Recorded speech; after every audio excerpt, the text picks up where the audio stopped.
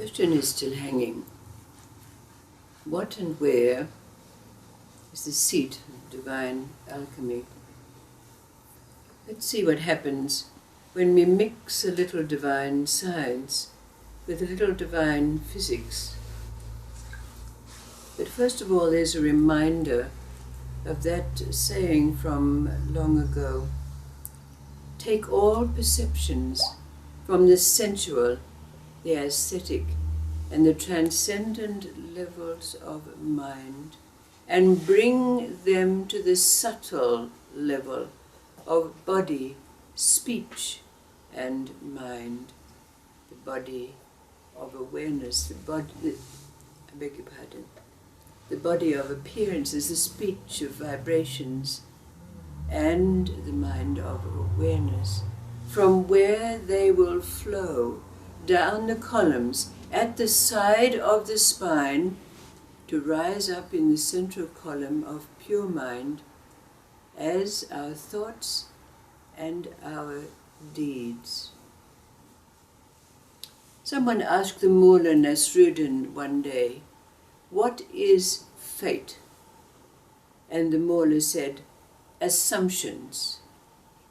And his questioner asked, "What do you mean?" And the Mullah said, "Well, when things go right, you assume that things are going to go right, and they don't. You call it bad luck. And when you assume that things are going to go wrong, and they don't, you call it good luck. But then, when you're not able to make any assumptions, whatever it is that happens, you call fate." Then one day, Mullah was riding his donkey down to the beach to gather some driftwood to light the stove. And it so happened he met a farmer who was just coming from doing the same thing. And recognizing that this is what the Mullah was doing, he said, "Oh, Mullah, there's no driftwood on the beach today." But then the farmer said, I know you. You're the great Mullah. Please, would you tell me if my olive trees are going to bear this year?" "Oh," said the Mullah, yes, your olive trees are going to bear fruit." The farmer looked at him quizzically and said, "That's very strange, Mullah. You can tell me whether my olive trees are going to bear fruit, but you can't assume that you're not going to find driftwood on the beach." And the Mullah said, "Well, I know what will happen, but I don't know what may happen." And then there's a story that makes a riddle for us. It's about a man called Chin, and he had 2 sons.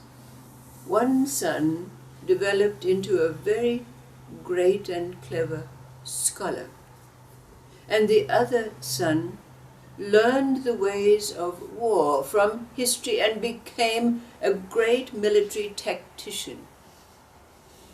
So his father consulted with his 2 sons and advised them to seek employment with the kings of 2 separate countries. So the first son went to the country of Chi, and when he presented himself to the king was very impressed with his scholarship and made him a tutor to his sons, the princes. And the second son went to another kingdom where he presented himself and his knowledge, and the king, so greatly impressed with his tactical abilities, made him the head of all his armies. So the family of Chin prospered. The sons did well, earned a great amount of money and bought estates, and so the whole family became rich and powerful. Now Qin had a neighbor called Ming, and when he saw the great success of the Qin family, he himself having 2 sons, who, one of which, like the Qin family, had become a very clever scholar, and the other a great tactician in the military sense. So Ming went to Qin and asked him, how did they become successful? And not holding anything back, Qin explained what had happened to his sons. So, taking this knowledge, Ming went back and advised his sons to go to several kingdoms and seek employment. The first son went to a certain kingdom and told the king that he could teach him to reign with humility and great compassion. But this king was about to make war with his neighbors, and he said, "What do you think you're saying? We are a small, very poor country. Our country is mountainous and barren, and if I do not invade a neighboring country that has wealth, my country will fail." And the king got very angry. But before banishing this son from his kingdom, he had him castrated. The second son went to another kingdom, offering his tactical military services. The king of that country said, "We are small and we are weak. If we invaded another country, we would be routed and destroyed. The only way that we're going to prosper is if we make alliances with a rich country nearby. I do not need a military tactician, I need a diplomat. But since you have such great knowledge and may use it in another kingdom," he called his courtiers and had the son's legs cut from him. Of course, the castrated son and the legless son went back to their father, and he was horrified, and he was angry at Qin, thinking that he had been given advice, and having followed it, this was the cause of his hardships and his situation. So he went to Qin and accused him.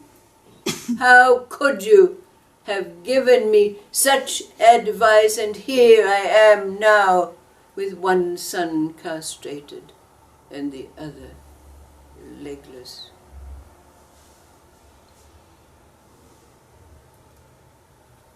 Putting together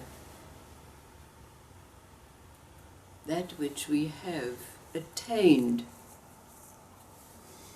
divine science, divine physics, and divine alchemy,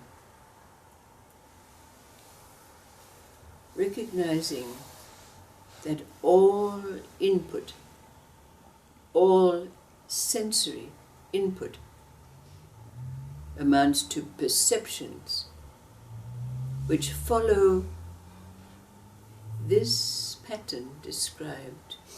For some perceptions only remain at the lower levels of mind.